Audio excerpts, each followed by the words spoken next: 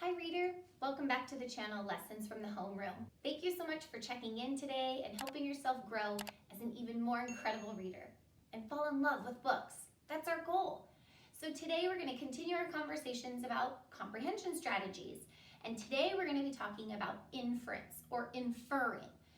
Now, inferring is a really fun comprehension strategy to use. You sort of have to read between the lines because an author does not want to tell you every detail. The author makes you want to work for it. The author wants you to be a part of the story and to interact and to connect. So because the author does not give you all the information, you have to infer. Well, what does that mean? Well, you kind of have to put all the little pieces together and put together to assume, okay, what do you think's happening? How do you think a character is feeling? It's an inference, all right? It's a really good guess because you're reading between the lines of what the author is saying and what the author is not saying. So how do you do that? Well, it's sort of like a puzzle piece that you have to put together, and this represents the whole story. So here you have parts from the text. So this is what the author is saying. The author is going to say, you're going to think about how the author writes, how characters act, react, and feel. You're also going to look for exact words that the author gives you. The other part you're going to add is, what do you know? What life experiences have you had?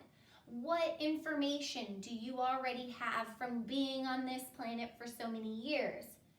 Then you link those two together and you can find out and you can infer what the author is not saying. What do you think? And that's the work that an author, a very good author, wants you to do to help you connect on a deeper level to any story. So my friends, we're going to work on this together. So this is a really fun book called Pig the Fibber, and we're going to read this and we're going to pause throughout the story to take parts from what the text says, discuss our own knowledge, and make an inference or infer what do we really think that's happening, because the author's not actually going to tell us. We have to put it together ourselves. So here we go. So a fibber is a liar. Pig was a pug. And I'm sorry to say, he would often tell lies just to get his own way. And when he would fib, he was awfully clever. When Pig got in trouble, he would always blame Trevor. Oh, poor Trevor. So maybe one of the things that you can start to do is, have you ever told a lie, or has someone ever told you a lie? Were you ever once Trevor? You see, he would mess up the living room mat, and then he'd just point and say, Trevor did that. Or he'd shatter a vase full of flowers, and then he'd say, Trevor's been crazy for hours. So what I've seen in the last few examples of the story is the author tells us in the text what Pig did, and the author tells us in the text what he'd say. And every single time he'd say something, he would blame Trevor. So we can say, all right, that's what this all tells me, but let's think of our own knowledge. If you do something that is breaking something or tearing something apart, what happens? I've broken something. I kind of got in trouble. Does the author ever tell us that Pig's owner came home and said, you bad dog, and then he would blame Trevor? No, that's what we think is happening. The author never said it, but wouldn't that make sense? Pig gets in trouble eventually and then blames Trevor.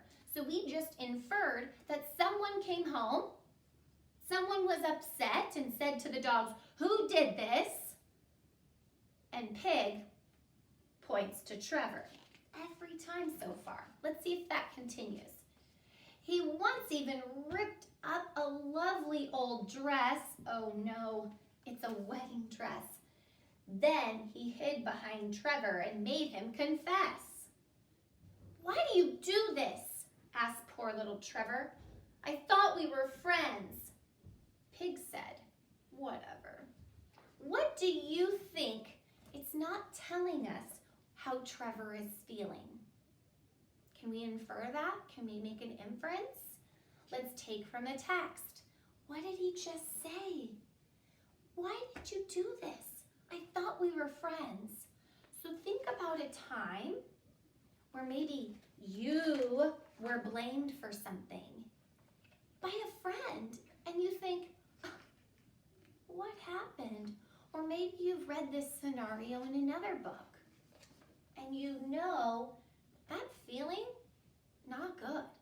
It's not good at all.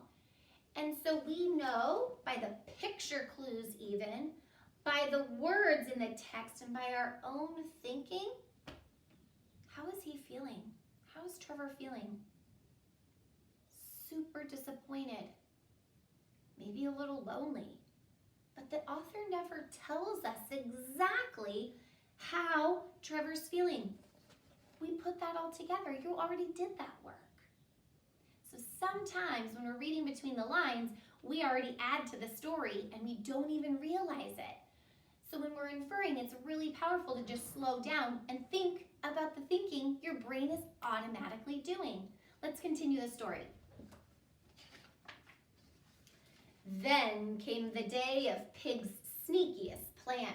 He said, I will steal all the treats that I can. He'd keep them up there in the closet up high, but before I can get them, I need a good lie.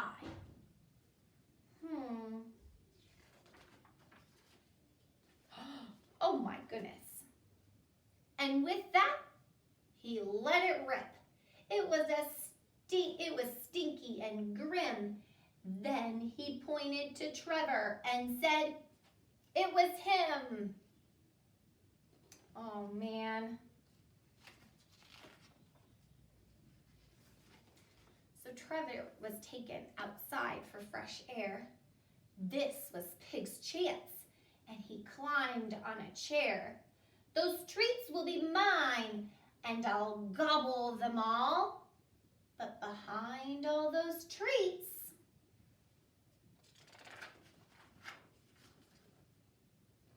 was a bowling ball.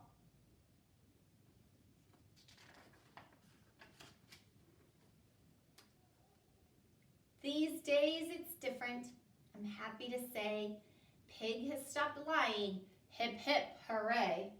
He may have some bruises and one less front tooth, but he sure learned his lesson. And that is the truth. Now on this last page, just before this picture,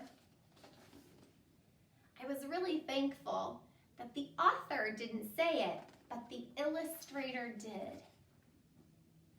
So on this page, I was already thinking in my head before I even turned the page, the author never said where that bowling ball landed.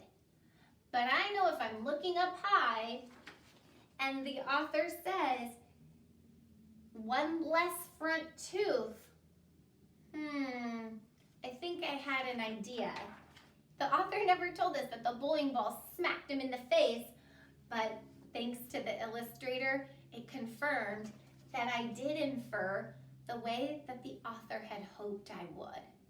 So readers, inference is really fun. When you're inferring as you read, you're connecting to the book and realizing that your brain is adding more because the author didn't write it. So today as you read, I encourage you to just get in a comfy corner and think about all of the things that you know, but the author never said. So today I'm going to leave you at this point for you to go read for the duration of your time, but I ask that you jot down a few notes and about what you realized in the story that the author never said. Have fun putting your pieces together and reading a good book. See you on the next episode of Lessons from the Homeroom.